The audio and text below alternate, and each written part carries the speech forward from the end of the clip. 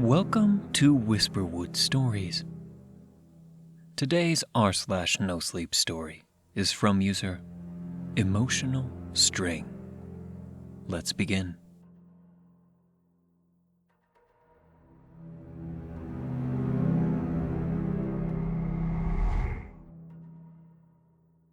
The Lord is my shepherd. I shall not want. I was driving home late one night after a long shift, the kind that left me drained to my very core. The road stretched ahead of me, empty and quiet, an endless ribbon of asphalt swallowed by the thick darkness surrounding it. My headlights barely cut through the heavy fog, casting eerie shadows that danced and flickered like restless spirits. All I wanted was to get home, crawl into bed, and forget how exhausted I was. The car's tires roared steadily against the pavement, a monotonous sound that should have been soothing. Instead, it only amplified the unease slowly creeping into my chest. I'd taken this route countless times, but something about tonight felt different. The air felt colder. I shook my head, blaming the fatigue. Then it happened. A chill ran down my spine, sharp and unnatural, making the hairs on the back of my neck stand up. Instinctively, I slowed the car. My eyes strained against the fog, and that's when I saw her. A figure at the edge of the road. My heart jumped into my throat. She stood still, pale as moonlight, barely distinguishable from the fog. I couldn't make out her features, but she looked like a woman, her long, tangled hair fluttering in the wind. It didn't make sense. There was no wind. Something about her posture, the way she seemed to float inches above the ground, froze me in place. My hands tightened on the steering wheel as an overwhelming urge to drive away gripped me. Yet I sat there, staring, unable to move. She didn't wave, didn't call for help. She simply stood there, staring into the darkness as though I didn't exist. A voice inside me screamed to keep driving, to leave her behind and not look back. But my body refused to obey. My pulse pounded in my ears as a cold sweat broke out across my forehead. I don't know how long I sat there, but I suddenly found myself whispering the only thing that came to mind. A prayer my late grandmother had taught me when I was a child. The Lord is my shepherd. I shall not want. The words tumbled out of my mouth, shaky at first, growing stronger with each repetition. I wasn't even sure I believed in such things anymore, but at that moment, it was all I had. The prayer steadied me, gave me the courage to press my foot down on the gas and move forward. My car inched past her, and I resisted the primal urge to look at her face. I couldn't shake the feeling that if I did, something terrible would happen. As I drove on, the figure faded into the shadows, swallowed by the fog. I kept whispering the prayer under my breath, clinging to it like a lifeline. I didn't dare glance in the rearview mirror, terrified of what I might see. Every horror movie I'd ever watched played out in my mind, and I cursed myself for ever enjoying them. The Lord is my shepherd. I shall not want. I repeated again and again. The rhythmic repetition helped calm my nerves as I focused on the road ahead. The drive home felt like an eternity, each mile stretching longer than the last. The darkness outside seemed to press against my car windows, suffocating and oppressive. Finally, I saw the familiar glow of my porch light in the distance. Relief washed over me like a wave, and I pulled into the driveway so quickly I nearly hit the fence. Shaking, I turned off the engine and grabbed my bag, practically leaping out of the car.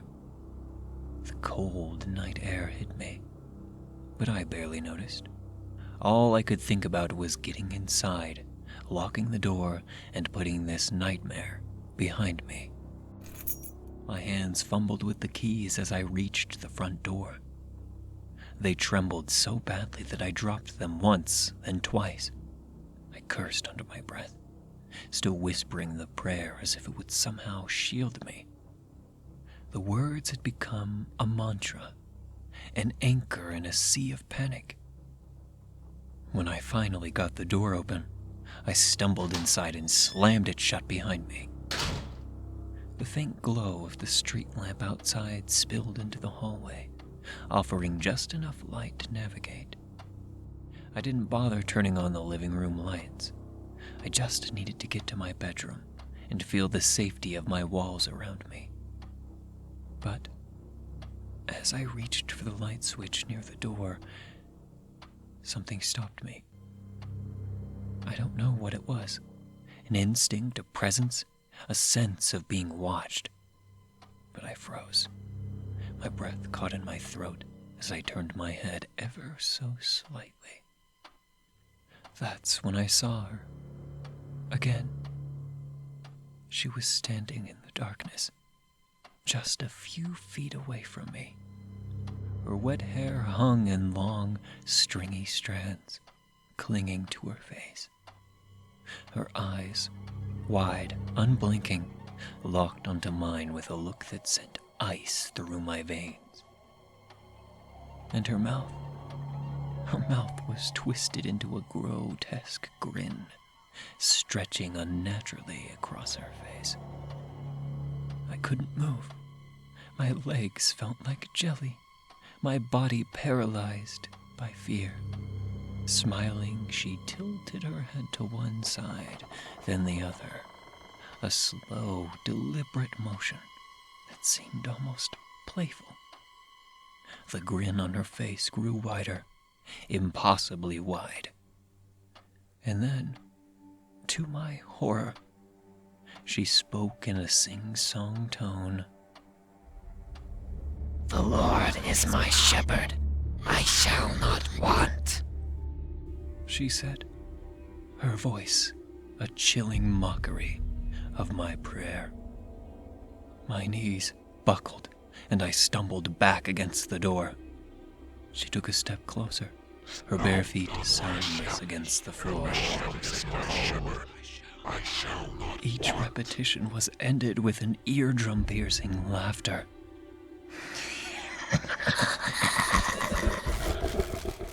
Louder, more distorted, as though her voice was coming from everywhere and nowhere all at once. My heart hammered in my chest as I fumbled for the light switch, desperate to banish the darkness. I flipped the switch, flooding the room with light, and she was gone. I sank to the floor, trembling, unable to process what had just happened. The prayer still lingered on my lips, but the words felt hollow now, meaningless. I sat there for what felt like hours, waiting for something, anything, to happen. But nothing did. Eventually, I forced myself to stand, locking every door and window in the house, before retreating to my bedroom.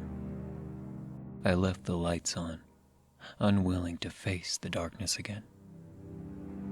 Even now, as I have finished this story, I am too afraid to go to sleep.